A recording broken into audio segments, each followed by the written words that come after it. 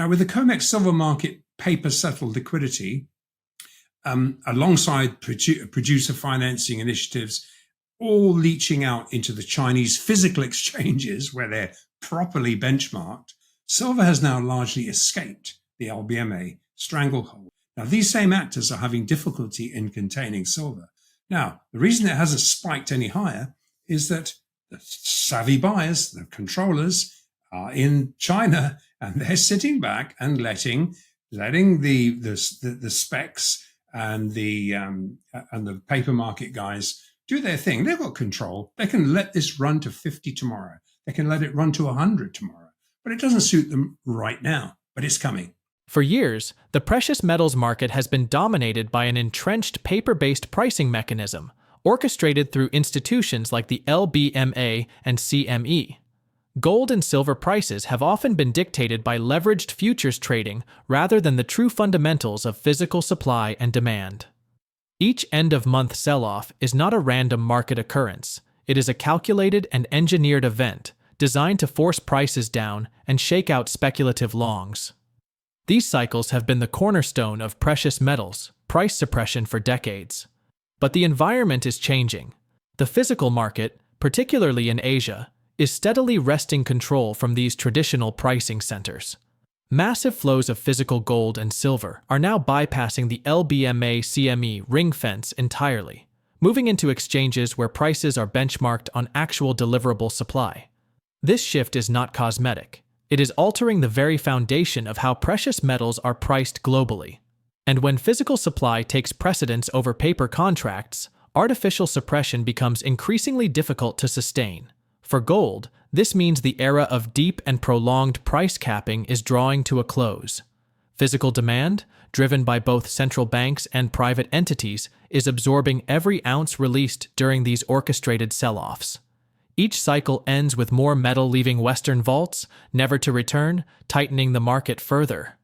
The suppressed price, meant to intimidate, has instead become an irresistible invitation for strategic buyers who understand the long-term imbalance. Silver, however, stands to benefit even more dramatically. The market for silver is far smaller and more volatile than gold, meaning that once the paper stranglehold fully breaks, price moves can be rapid and severe. With physical silver increasingly settling outside of London's control, and with key producing nations diverting supply for strategic reserves, the stage is being set for a price breakout of historic proportions. The suppression tools that have kept silver in check are running out of effectiveness, and the moment they fail, the revaluation will be swift. In his latest breakdown, Andrew Maguire takes us inside this unraveling system, explaining exactly how these engineered sell-offs work, why they are becoming less effective, and how physical market dominance is changing the game. His analysis reveals why the next move higher in gold and silver could be both unstoppable and far larger than many anticipate. Thanks, and enjoy the video. What I wanted to do was I want to nail this once and for all. I want to actually really go dig into what's happening, how these end-of-month sell-offs are orchestrated, but also to illustrate how limited the scope of these constructive events are, and how constructive they are in themselves.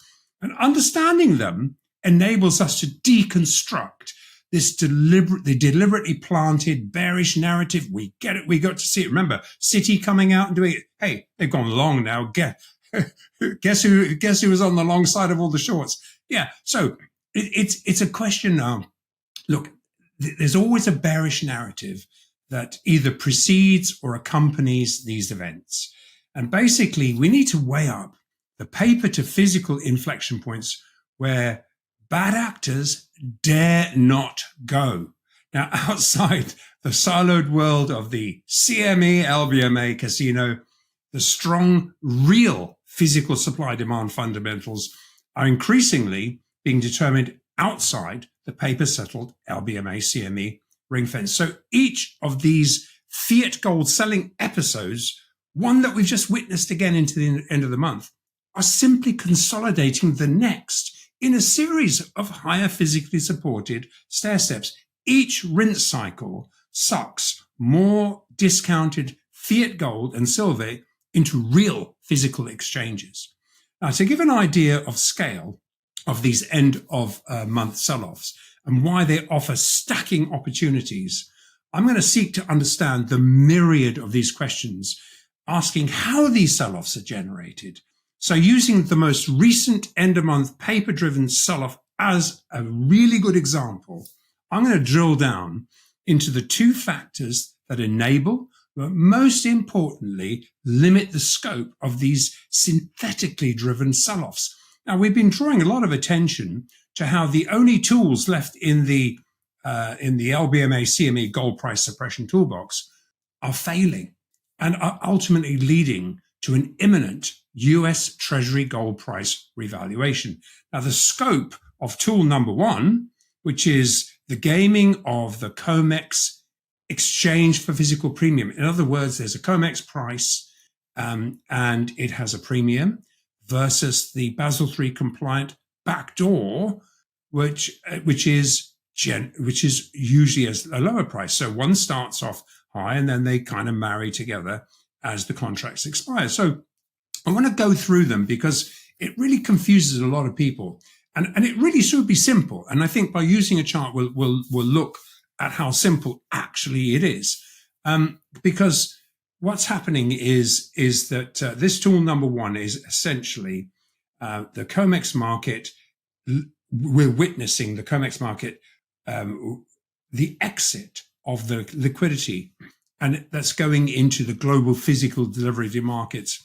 And then there's a tool number two, which is just it's the in conjunction with this first tool. What you do is drag in, led by the nose, a dwindling number of paper market speculators, lead them by the nose to take the bait, smack into them. Let's look at both of them.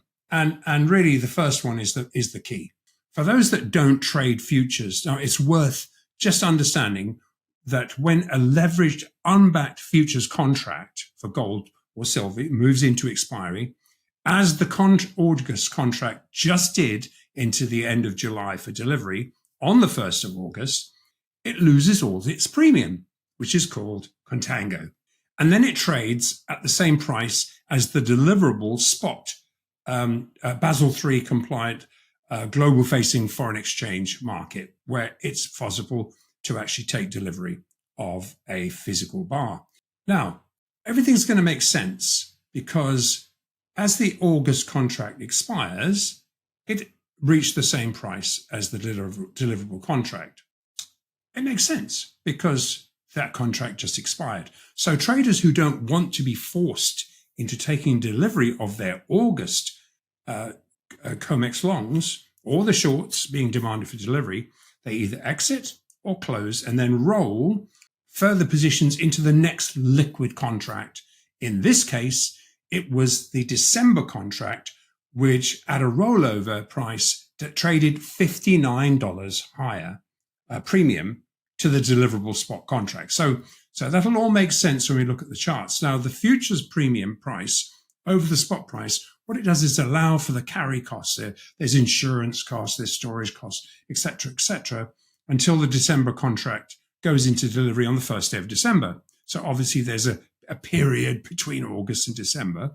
But as a side note, given that gold is only fractionally held, the cost to carry is actually arbitrary. Andrew Maguire begins by dissecting the mechanics behind the recurring end-of-month sell-offs. These events rely on exploiting futures market structures, particularly the contango between active COMEX contracts and deliverable Basel III compliant spot contracts. As contracts approach expiry, the price gap closes, forcing traders either to take delivery or roll positions into future months. This creates predictable liquidity shifts that can be used to push prices lower temporarily. However, these tools have a critical weakness. They function only within the paper market. Once prices reach certain physical delivery thresholds, the ability to push them lower without triggering massive offtake becomes severely limited. This is the inflection point Maguire focuses on, the moment where paper-driven price action collides with unrelenting physical demand. Each sell-off, instead of breaking the market, ends up consolidating prices at higher physical support levels. Gold and silver purchased at discounted rates during these cycles flow into physical exchanges and long-term holdings, draining available supply in Western vaults. The same playbook that once maintained control is now accelerating the transfer of bullion to markets that refuse to play by paper settlement rules. All right, Andrew. Now, silver also got caught up on the OCC bets being marked to market into first notice. Now, what are you seeing here? Yeah, with the physical silver trade now largely bypassing Loco London, we looked at this last time, these same actors in silver futures are still exposed, well, not just silver futures, but also to unallocated spot silver, are still exposed to these Office of the Comptroller, OCC derivative bets, which are being targeted for delivery by the physical markets and have become increasingly difficult for the Fed to cover. And this is evident by way of declining open interest, or let's say the number of chips in play. Now, with the COMEX silver market paper settled liquidity, alongside producer financing initiatives, all leaching out into the Chinese physical exchanges where they're properly benchmarked, silver has now largely escaped the LBMA stranglehold. Now, these same actors are having difficulty in containing silver. Now, the reason it hasn't spiked any higher is that the savvy buyers, the controllers, are in China, and they're sitting back and letting the specs and the paper market guys do their thing. They've got control. They can let this run to 50 tomorrow. They can let it run to 100 tomorrow. But it doesn't suit them right now, but it's coming. Now, also, let's not forget, Russia is the 8th largest global silver producer and is estimated to produce about 1,400 tons of silver in 2025. Now, with the Russian central bank and the military complex recently diverting local production to stockpile silver, liquidity providers assess that this additional global offtake is not factored into the current supply-demand silver price, which is already in a deficit. And it is so disruptive, it tips the global supply deficit to force other competitive buying from China, India, and also from consumers who are going directly to the mines to produce, to source supply. Now, while spot silver is not Basel III compliant, it's important to understand this. Yes, it's not Basel III compliant, but it is a deliverable foreign exchange cross against the dollar, pound, euro, etc. And as with silver, and because silver supply is getting priced outside the LBMA's control, the Loco London Global Silver FX Fix benchmarking the global physical supply demand settlement price will have to rise to meet this fresh demand. And that's further going to drain Loco London's supply, which is already at critical levels. Now, the silver fix actually benchmarks a direct producer to end user price. And so any discrepancies are simply being arbitraged. And liquidity providers report continued accumulation of underpriced LBMA CME silver is currently now in the BRICS crosshairs, as it have been for some time, but it's stepping up. And very, very, very short term, silver under $38 is unsustainable. Yeah, so following on from our last episode, where we delved into the gold-back tokenization and financialization of really potentially trillions of real-world assets, and based purely on supply-demand gap filling, this leads to a fair value price of 8,000 gold, and that is conservative. And as we recently indicated, silver well into the 3 digits. Now, while this tokenization gateway opens up every single commodity to be traded and settled intra-BRICS national currencies, we've been focusing on the West's gross underestimation of BRICS nations' ability to take full control of the gold and silver price setting mechanisms, and how, through the formalizing of the financial infrastructure to support a sufficiently liquid global settlement price, the CME LBMA will increasingly become price takers and not price makers. It's so important to understand this. It is a change of behavior. This is happening under our noses. And as we will see, it's central bank driven.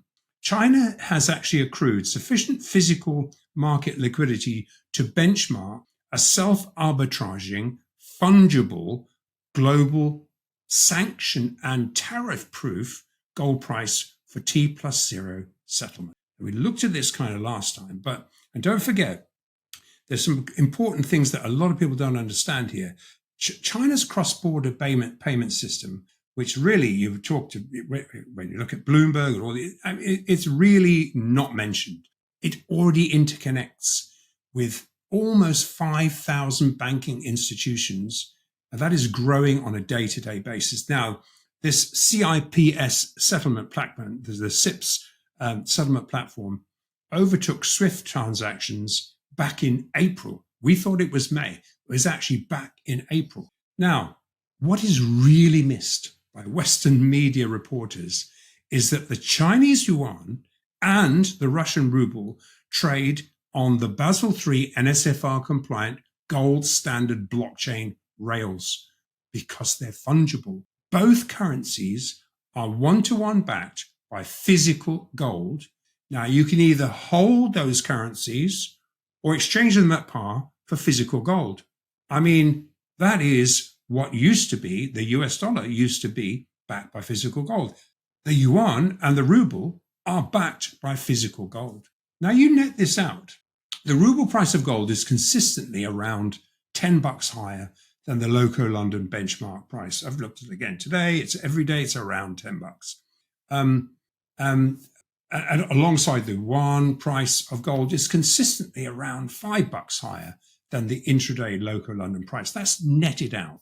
Now, prior to local London fixes becoming Basel III compliant in January 2023, it was not unusual to evidence, if you remember, we used to see $50, and in fact, as high as $100, but we used to regularly evidence $50 higher prices, yuan gold prices, than London, and how this regularly drove a massive arbitrage opportunity as underpriced Western exchange traded fund and COMEX gold and spot gold, unallocated spot gold, was drained to capitalize on these real world premiums. Maguire's most compelling observations center on silver. With COMEX liquidity flowing out to Chinese physical exchanges, silver is no longer bound by the LBMA's pricing grip.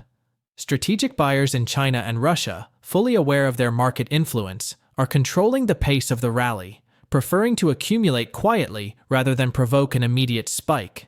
This is not a sign of weakness. It is calculated positioning. Russia's diversion of domestic silver production to strategic reserves adds yet another layer of supply removal, creating a supply deficit that is not yet priced into current valuations. When these buyers decide to act, they have the ability to reprice silver to $50 or even $100 almost overnight. The geopolitical shift is equally important. BRICS nations are building the infrastructure to price and settle gold and silver independently of Western exchanges. China's cross-border interbank payment system, CIPS, now connects with thousands of banks worldwide, and both the yuan and ruble trade on Basel III-compliant gold-backed settlement rails. These currencies can be exchanged for physical gold at par, giving them a credibility and stability that fiat currencies in the West can no longer claim.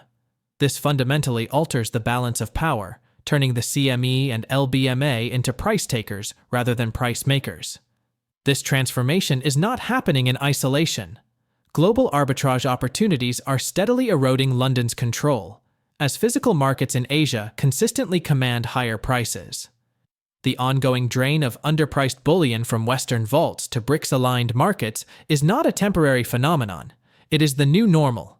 Every ounce removed from the LBMA-CME system reduces the capacity for future paper-driven suppression. The structural change is underway, and once the tipping point is reached, silver in particular will have no ceiling in the short term.